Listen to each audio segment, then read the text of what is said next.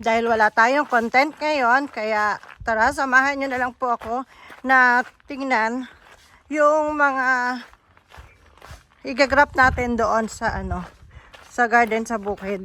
Pinapasok ko lahat sa greenhouse. Ano na balita? Ha? Nagbabalang kayo? Nakakot kaya yung mga pinahahakot ko dito? Yan, sobrang init po dito. Yan, kaya ang ginawa po namin. Pati yung mga ayaw tumubo dito. Hindi namin mabuhay. Kukunti lang nabuhay ng mga ginrap dito eh. Kaya ipinasok namin lahat dito ngayon sa greenhouse.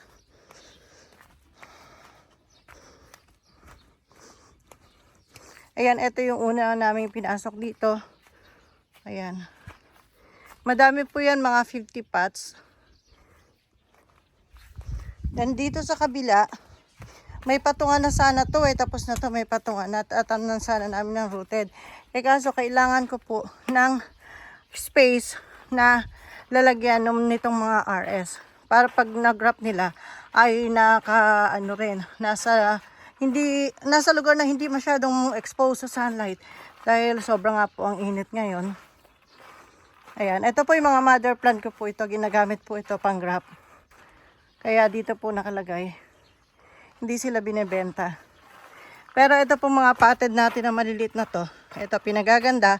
Pag malago na nilalagay doon sa greenhouse. Na kung saan pag may nag-visit dito sa garden ay doon sila namimili. So dito palakihan lang dito.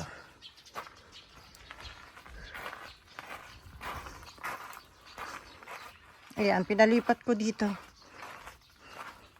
Ayan, ito na yung iba. Ito yung unang nag-wrap na to. Kaso lang po, ito yung sinasabi ko nga po na hindi tumubo lahat dahil nga sa sobrang init doon sa pwesto nila. So pinalipat ko po dito. Yan, dito po kahit paano. May bubong na yero, may part na net yung bubong. Kahit paano nakalilim sila dito. And then ito yung hindi pa nagagrap. Ito sana yung igagrap ngayon. Ayan, nilagay ko rin po sila sa greenhouse. Meron po itong UV plastic and then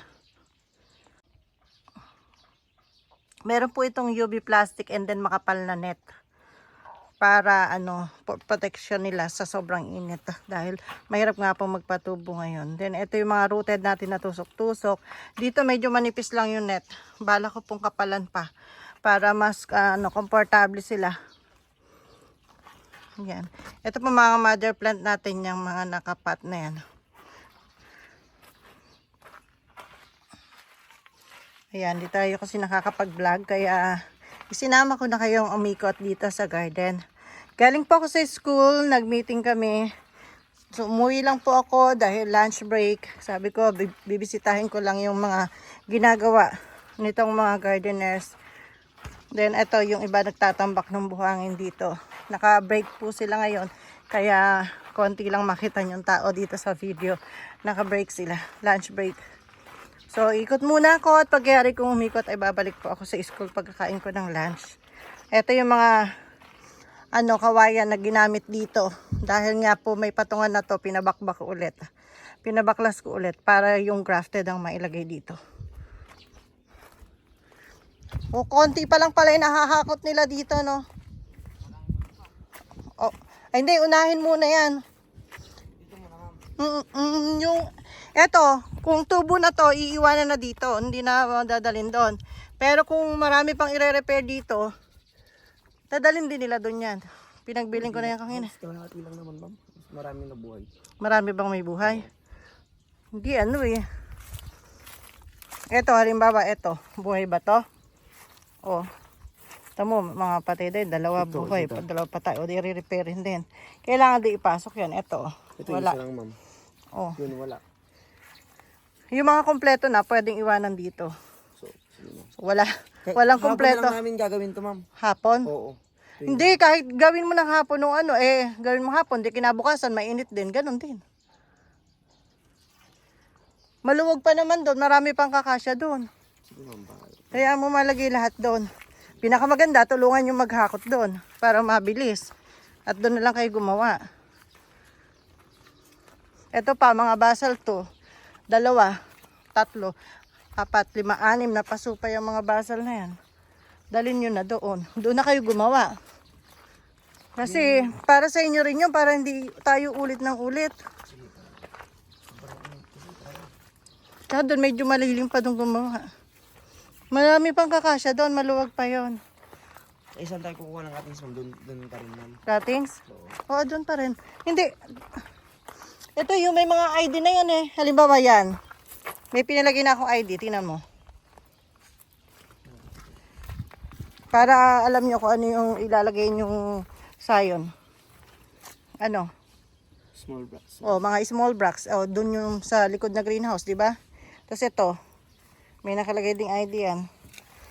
Yung karamihan may ID. Pagka walang ID, small blocks. Ay, tingnan mo ito, nilipad.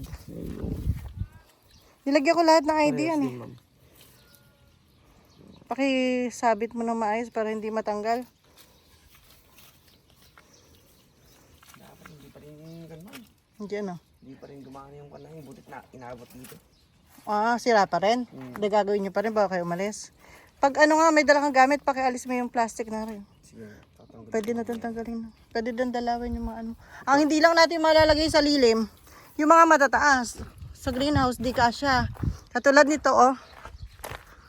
O yung mataas natin na to. Marami pang hindi buhay. Halos mahigit kalahati yung di buhay. O hindi na natin magagawa ng paraan yan. Dito na lang talaga siya. Hanggang doon. Meron pa doon, oh, sa gawing dulo. Marami pang hindi buhay doon. Diyan na lang siya. Tapos yung matitirang mataas dito, palalagay ko ulit sa gilid. Para lumuwag yung pinakagitna.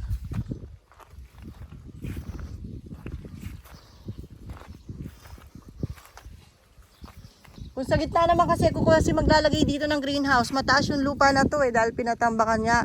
Baka kakuli pa rin ang hangin. Tatama pa sa grafted pag nakagraft na. Oo, ma'am. Kaya mas maganda talaga doon nakalubog kasi doon eh. Hindi delikado sa hangin. Basta lahat ng RS na yan merong ano, may nakalagay ng ID ko ano ilalagay nyo. Pag walang ID, small blocks lang yon, assorted, multigraph.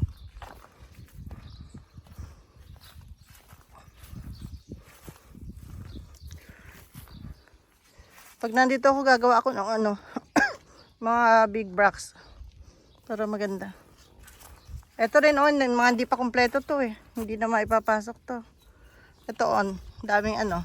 Ilan lang nabuhay dito, 2 lang. Sa dalawa nga. Ito pa. Yan, sa likod mo na yan. Dami rin. Tapos ito pa oh, madami rin. Tatlo.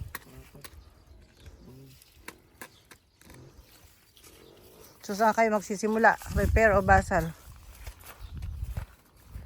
Sa kon na kayo ma'am, repair. Repair muna. Meron pa dong ano, yung sabi ko yung hindi na-graph doon, nag-iisa. Dito lang kayo magre-repair ba ma'am? No.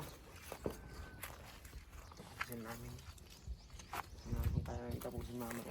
Hindi, pinakamaganda, kung alin yung nandun sa greenhouse, yun ang unahin nyo. Para habang nag-graph kayo, nagpapasok naman yung ibang lalaki. Para, Pang repair ma'am. oo, sige. ang purpose ko kasi, lahat ng gagawin nyo, maipasok doon. Sige ma'am, sige. Ang di lang kaya yung malalaki na to. Doon muna kurot kami sa loob ngayon ma'am. Oo. Yung mga basal muna. Repairman o basal, doon muna kayo. Para mga hanggang bukas siya, nakapasok ng lahat doon. Doon nyo na lang, ano, kahit repair, maipasok doon, papapasok ko doon mamaya. Mas malamang makabuhay doon kaysa dito sobrang init. Kung hindi sana ganito kayo masyado, maraming mabubuhay talaga dito. Eh, oo nga, ang dami-dami nating RS. Kaso, wala kaming masyadong maibenta. Ito ang ganda, Brisa Red, tsaka Brisa Peach. Tsaka Brisa White. Late nang mamulaklak yung white, pero mamumulaklak din yan. Masipag din mamulaklak yung white eh. Yan, ang ganda. Yung first bloom pa lang po ito. First bloom pa lang. Second bloom to, medyo malago na. Yan, alaga ako muna ng trim. Ganyanin ko. Titrim ko na ganyan. Para ano, maganda siya pag lumago. Yan, ito rin mga ano, brisa. Ito rin mga brisa. Maganda kasi mamulaklak po yung brisa, masipag. Kaya puro brisa. Tapos yung iba, 21 jewels, yung iba ganun. Iba-iba. Pero dito, puro brisa dito. Ito pa brisa din. Brisa, Pedro, yung mga ganun po. Small bracts pero upward. Ano ba yun? Upward ang ano nila, orientation ng mga sanga. Yan, ito naman mga 21 jewels. Pero hindi ako nagagandahan kasi masyadong ano, hindi nakabuka yung sanga. Kung nakabuka yung sanga, maganda to. Eh masyadong feminine. Nakatikam yung mga sanga. Ayan. So yung pagpili po ng variety ng ipanggagrap mo, depende sa RS kung ano yung bagay sa kanya. Small bracts, big bracts, upward bang position ng orientation ng kanyang mga stem or downward orientation ng mga stem, ganun.